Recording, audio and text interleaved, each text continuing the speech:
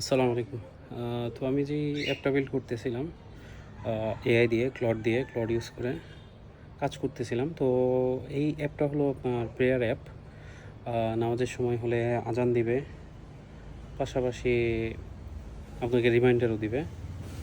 But এই অ্যাপটার একটা unique feature হচ্ছে যখন নামাজের সময় হবে, এই একটা টাইমার যেটা আপনি সেটিংস থেকে সেট করতে পারবেন। এই টাইমারটা আপনাকে শো করবে স্ক্রিনে।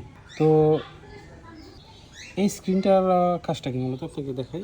আসরের ওয়াক্ত হয়ে গেছে, ইটস টাইম ফর প্রেয়ার। এখানে একটা 10 মিনিটের টাইমার চলতেছিল। এখানে লেখা আছে দি screen will close automatically when the timer ends. So যখন আপনার ওয়াক্ত হয়ে যাবে ওই সময়টায় আপনার কম্পিউটারে কিচ্ছু কাজ করতেছে না। আমার aeroplane mode on and of হয়েছে, সেগুলো হবে। স্কেপ দিলে হবে না, স্টার্ট মেনু কাজ করতেছে না, ওল্ড ধরে ট্যাব দিয়ে অন্য উইন্ডোতে যাব, কাজ করতেছে না। স্টার্ট দিয়ে দিব মিনিমাইজ, অর্থাৎ আপনার ল্যাপটপ নামাজের সময় অথবা যখন ওয়াক্ত হবে সেই সময় কমপ্লিটলি আনইউজেবল, আপনি ইউজ করতে পারবেন না।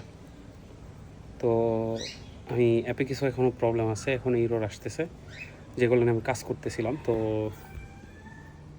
আমি আমার অ্যাপে আমি নিজেই আটকে গেছি।